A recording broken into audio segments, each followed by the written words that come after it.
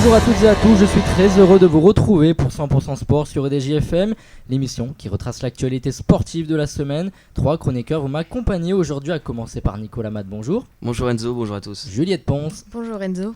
Alexis Bury. Bonjour Enzo. Et enfin notre régisseur Benjamin Bruno. Bonjour à tous. Au sommaire, le Flash Info avec du foot, du tennis, du basket et du cyclisme. On passera ensuite à la chronique événements sportifs, l'interview du jour avec un joueur du Bordeaux-Bruges-Lormont handball. On continuera avec la chronique NBA, puis le chiffre, le buzz et le sportif de la semaine. Et on finira enfin par le quiz. C'est parti et on démarre par le Flash Info.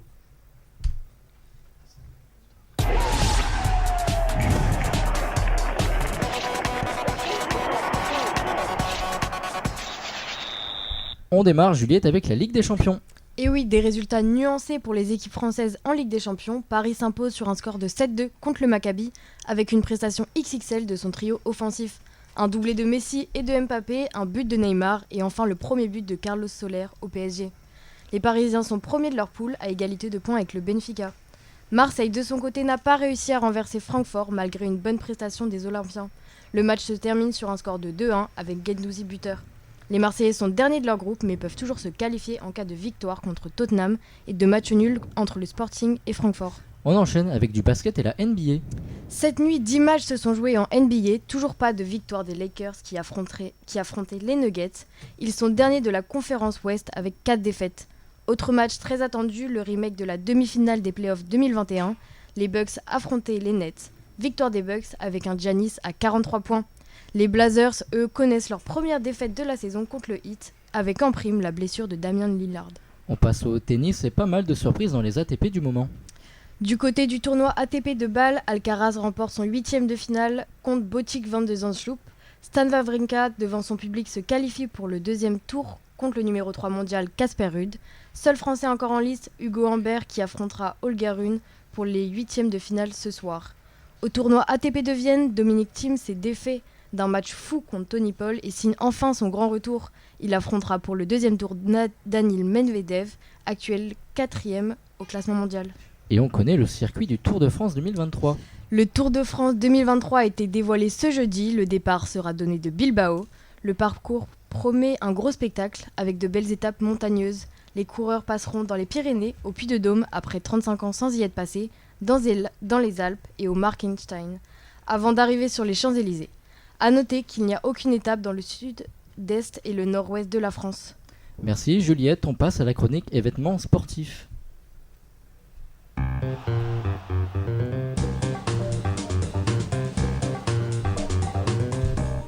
Le principe de cette chronique est simple, nous sommes aujourd'hui le 27 octobre et dans le monde du sport, il s'est forcément passé quelque chose ce jour-là. Aujourd'hui, Benjamin, on replonge en 2013 et un quadruplé historique. Oui Enzo, 27 octobre 2013, le jour de consécration pour un champion. Attachez vos ceintures, ça va aller vite, ça va aller très vite, même à l'image de notre protagoniste. Au programme, 307 250 km lors de ce 3e Grand Prix d'Inde, qui est la 16e épreuve du championnat du monde de Formule 1. Pour les plus mordus de sport automobile, vous savez sûrement dans quelle voiture nous allons monter. C'est la Red Bull bleu et rouge de Sebastian Vettel. L'Allemand, déjà triple champion du monde de la discipline, a décidé de ne toujours pas partager son amuse-gueule favori, la Formule 1. L'Allemand récupère la pole position le samedi, signant son 7e meilleur tour en qualification depuis le début de saison. Une fois n'est pas coutume, le prodige de l'écurie autrichienne s'adjuge la victoire sur le circuit indien le lendemain. 10e victoire de la saison, 25 points dans la besace supplémentaire et surtout une 4e couronne de champion du monde à ramener à la maison. À seulement 26 ans, record de précocité, le Baby Schumi rejoint notamment Alain Prost et se rapproche de l'illustre Juan Manuel Fangio. Et la fête ne s'arrête pas là, Benjamin. Effectivement Enzo, parce qu'en Inde, Red Bull fêtera également son titre constructeur acquis devant Mercedes. Surtout, c'est une année historique pour la Formule 1 puisque Vettel égalera le record mythique de Michael Schumacher qui est de 13 victoires dans la saison. Et surtout, il placera une marque sans précédent de 9 victoires consécutives dans la même saison. Rendez-vous compte, la moitié des courses ont été remportées par l'insatiable Seb, tout juste monstrueux. À l'heure de la retraite, il est bon de rappeler quel immense champion il est et surtout son tempérament toujours positif et compétiteur, comme le rapportera notre Julien Febro national qui a eu la chance de disputer une course d'ascenseur à la suite du Grand Prix de Singapour cette même année. Merci beaucoup Benjamin, on passe maintenant à l'interview du jour et aujourd'hui dans 100% Sport, Karim Balti, 23 ans, ailier droit du Bordeaux-Bruges-Lormont Handball qui évolue en Pro League, 2e division française, répond à nos questions à travers un entretien téléphonique. Est-ce que le handball était une évidence pour toi quand tu étais jeune ? Pas forcément, j'ai démarré par le foot. Et c'est un éducateur, le foot ça m'a un peu saoulé l'ambiance. Ouais. Et c'est un éducateur de la ville de Bruges, là où j'étais à l'école, où j'ai grandi, qui m'a dirigé vers le hand et vers le club de Bruges. Et c'est là-bas où j'ai commencé, j'ai fait toutes mes années de jeune Après, j'ai fait un petit crochet d'1 an à Libourne. Et puis, je suis revenu chez moi à Bruges. Et après, il y a eu l'entente Bordeaux-Bruges-Lormont. Et justement, comment s'est passée ton intégration au sein du club quand tu es arrivé à Bordeaux-Bruges-Lormont ? Plutôt très bonne, vu que moi, on va dire que je faisais partie des joueurs du cru. Des joueurs qui étaient ici. Avec en plus il y avait sur les premières recrues du BBL quand Philippe Gardant est arrivé, le capitaine Xavier Moreau qui est un ancien Brugier aussi, donc que j'ai un peu connu quand j'étais tout petit, naturellement plutôt très très bien. Tu avais des idoles dans ce sport quand tu étais jeune ? Oui, moi j'ai beaucoup aimé jeune Balic. D'accord. Ok. Ivano Balic, et après, en tant que jeune ailier droit français, forcément, Lucas Ballot, même s'il était à mon poste, j'avais une préférence quand même pour Michael Guigou. Est-ce que tu es fier de l'évolution du club ? Parce que vous êtes aujourd'hui en Pro League, si je me trompe pas. Exact. Et vous êtes actuellement 5e, donc il y a vraiment une grosse évolution parce que votre club, l'entente est créée il y a pas longtemps, donc... Oui, très fier, sachant que sur le territoire bordelais dans lequel j'ai grandi, il y a eu depuis le dépôt de bilan, il y a maintenant, je sais plus exactement, mais plusieurs années, et ça devient même un souvenir lointain maintenant, il y avait plus de clubs masculins au niveau professionnel, alors que paradoxalement, on est quand même, la Gironde est quand même un des départements qui compte le plus de licenciés handball en France.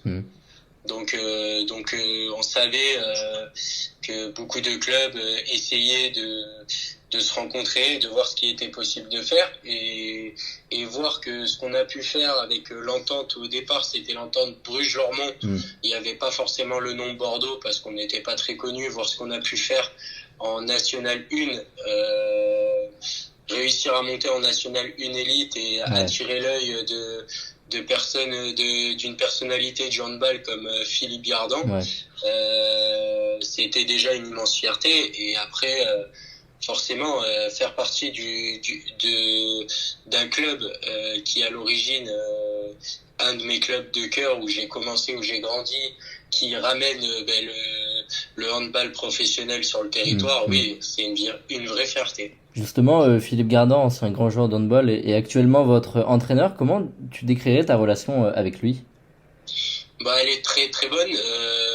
Philippe, c'est quand même quelqu'un qui est assez proche de ses joueurs, avec qui on peut échanger, et c'est quelqu'un de très franc, très direct, que ce soit dans ce qu'il a à dire, certes de négatif, mais aussi de positif. Donc, elle est très très bonne. C'est quelqu'un qui a des qualités humaines très bonnes avec ses joueurs, qui est toujours auprès de ses joueurs, à l'écoute. Donc, c'est un plaisir au quotidien. D'accord. Vos objectifs en début de saison, c'était le maintien, avec 4 victoires en 6 matchs. Est-ce que ces objectifs, ils n'ont pas changé et pourquoi pas une accession en Star League ? Est-ce qu'on peut en parler maintenant ? Non. C'est beaucoup trop tôt. Nous, notre objectif, bien sûr qu'on a des ambitions et on va pas se le cacher, on ne vise pas un maintien entre guillemets à l'arrache. L'objectif, c'est de se maintenir le plus rapidement possible, d'accumuler le plus de points possible et certes de finir le plus haut possible dans la poule. Maintenant, à l'image de ce week-end où malgré un très bon début de saison, on perd contre À l'extérieur, Danson, Mm. contre une équipe qui joue Moins bien classée, plutôt ouais. qui joue plutôt le maintien. Nos objectifs ont pas changé à ce niveau-là. L'objectif reste d'assurer le maintien le plus tôt possible et D'accord. avoir en Avoir fin la de suite. saison Mm. où on est positionné pour voir ce qu'on a à jouer. Ok. Mais parler de Star League Ouais, aujourd'hui c'est cette beaucoup année, trop tôt. c'est trop tôt. D'accord. Quel est ton meilleur et pire souvenir en tant que joueur de handball? Alors, mon pire souvenir, moi je vais faire assez classique, je pense, Mm. pour les sportifs, c'est les les blessures. blessures, Mm. notamment l'année dernière, une blessure à l'épaule qui m'a empêché de finir la saison. Mm. Et également, et qu'est-ce que je dirais comme autre pire souvenir, c'est une descente en National 2 avec le club de Bruges quand on était en N1 D'accord. il y a plusieurs années. Après, les meilleurs, il y en a un, c'était l'année dernière. Mm. C'était le titre Le de titre de champion de champion. France National 1, qui reste un super souvenir avec un super groupe. Mm. Même si c'est une finale perdue en moins de 18 France, avec des joueurs qui sont devenus aujourd'hui des amis comme Julien Boss, et plein d'autres. Mm. Je le cite lui parce que on va dire que c'est le plus connu. Mm. Mais il y en a eu d'autres comme Julien Truchat, aujourd'hui coach en National 1 à Pessac chez les filles, où on fait vice-champion de France élite moins de 18. D'accord. Ok. Et que peut-on te souhaiter pour la suite, à titre personnel, peut-être professionnel aussi? De continuer à prendre un maximum de plaisir sur le terrain, avec le plus de temps de jeu possible, de la réussite collective d'abord et individuelle pour rester le plus longtemps possible dans ce magnifique projet dans ma ville, chez moi, là où j'ai grandi. Encore merci à Karim et on lui souhaite à lui et à son équipe le meilleur pour le reste de la saison. On continue cette émission avec la chronique NBA. Dans cette chronique, Nicolas, vous nous parlez d'une équipe qui ne va pas bien du tout depuis un an et qui enchaîne les défaites en ce moment. 7 jours et 4 matchs, les Lakers sont déjà sous le feu des critiques. 4 défaites consécutives depuis le début de la régulière, seulement la 4e fois dans l'histoire de la franchise, et pour ne pas rassurer, jamais avec un tel bilan dès octobre, ils n'ont réussi à atteindre les playoffs. Mais relativisons, les Lakers sont encore 78 rencontres pour se relever, et le contenu est loin d'être alarmant, du moins pour l'instant. Mais dans ce marasme, quelles sont les principales failles ? Il y a eu une grande erreur depuis le titre de 2020 dans la bulle d'Orlando, créer une équipe de vétérans. La stratégie de recrutement de Rob Pelinka était assez claire, avec un accent fortement mis sur le nombre de saisons NBA et avec l'expérience en playoff. DeAndre Jordan, LeBron James, Carmelo Anthony, Marc Gasol, Trevor Ariza, Dwight Howard, Rajon Rondo, Wesley Matthews, Wayne Ellington, Russell Westbrook et Ken Bazemore, un EHPAD de luxe pour chercher la 5e bague du King et un 2e titre en 3 ans pour la franchise, mais ce choix atypique a fini au fiasco. Un an plus tard, seuls 2 joueurs présents dans cette liste sont encore à LA, avec autant de mouvements, difficile de créer une dynamique. Aujourd'hui, 2 grands problèmes persistent. Le cas Russell Westbrook, le MVP 2017 n'a jamais réussi à s'intégrer au collectif, il fait même peine à voir dans ce qu'il propose, au point de devenir 6e homme, une humiliation pour une telle star. Ajouté à l'absence de shooter fiable, cela donne une équipe perturbée et en perdition. 2 problèmes conséquents, surtout que les Lakers se tâtonnent sur un potentiel trade de Russell Westbrook, ce qui laisse l'effectif en suspens. Vous dites de relativiser, mais donc on ne sait plus sur quel pied danser.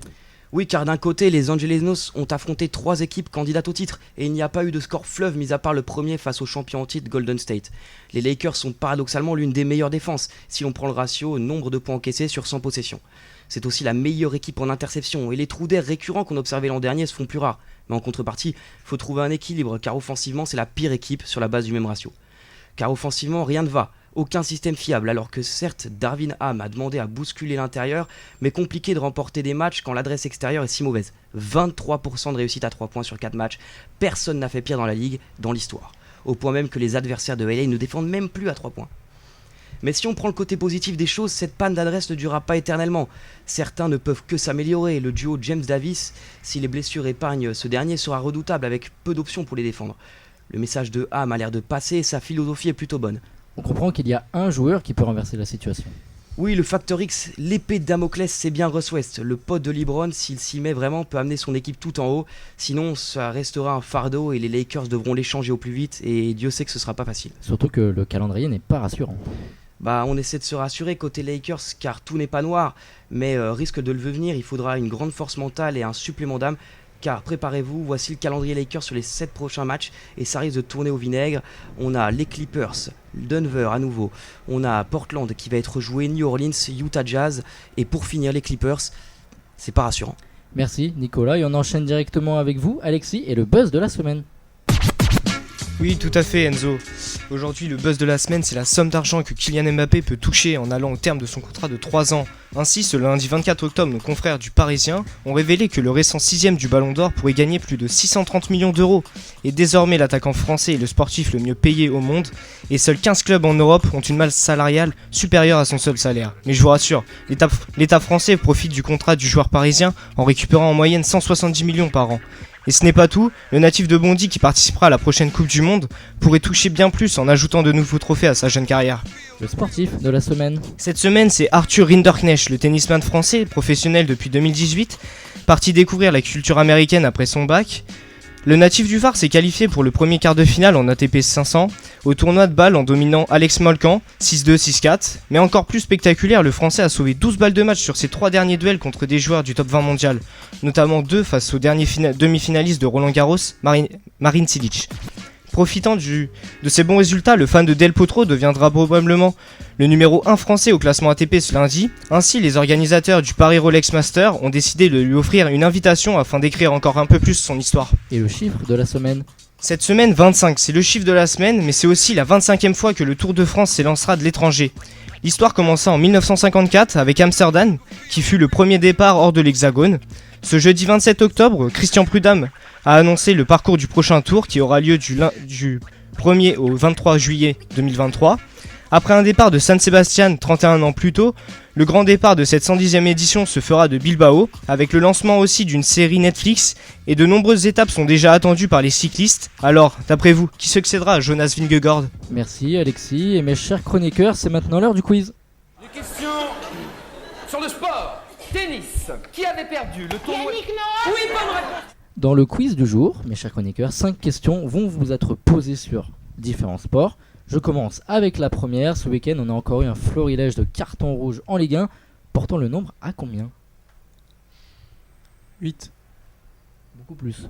La totalité Sur des la 12 saison journées, Benjamin. Ah, pardon. La totalité. Bonne réponse, Nicolas. Exactement. J'ai dit littéralement 47 cartons rouges en 12 journées. En moyenne 4 cartons rouges par journée, dont 8 de Reims. Question numéro 2. Wawrinka a créé un exploit en s'imposant contre le numéro 3 mondial Casper Ruud. Il a démontré une très belle solidité pour battre le Norvégien. La question est combien de victoires contre un top 10 Wawrinka a-t-il effectué durant sa carrière ? Indice, c'est un chiffre rond. 60. Bonne réponse. Benjamin, 60. Très belle victoire à 37 ans et on écoute d'ailleurs sa réaction d'après-match. C'était très bon, je suis très content, j'étais très nerveux en rentrant sur le terrain et voilà, je m'entraîne très dur, je sais que physiquement et tennistiquement je peux vraiment encore très bien jouer comme je l'ai fait ce soir, j'espère pouvoir enchaîner mais voilà, encore une fois, ça fait tellement longtemps que j'ai pas joué devant vous, c'est un plaisir de vous retrouver ce soir et je me réjouis de vous revoir dans 2 jours. Il affronte ce soir l'américain Brandon Nakashima qui a éliminé en 16e de finale David Goffin de 7-1. Question 3. Ce lundi a eu lieu la 69e cérémonie des Oscars du rugby organisée par Midi Olympique. Qui a eu l'Oscar d'or et l'Oscar du monde ? Antoine Dupont. Antoine Dupont, exact. Le demi-de-mêlée de Toulousain a été sacré pour la 4e année consécutive pour l'Oscar d'or et la 2e année consécutive pour l'Oscar du meilleur joueur du monde.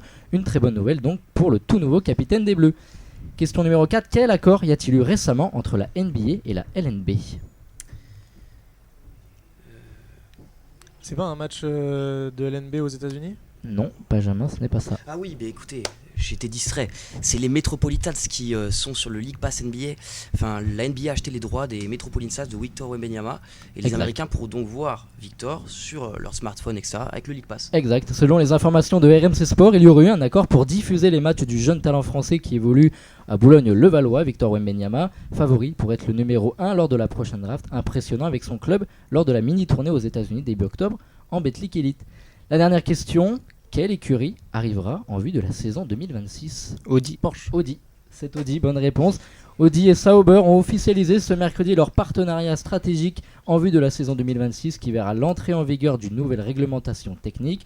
Le constructeur allemand arrivera en F1 en tant qu'écurie d'usine, alors qu'Alfa Romeo se retirera dès 2023. Sauber renouera avec son identité en 2024 et 2025. C'est la fin de 100% Sport. Merci beaucoup mes chers chroniqueurs. Merci aussi au public d'être venu assister à l'émission. Je vous donne rendez-vous très bientôt pour une toute nouvelle émission sur EDJ FM. A bientôt.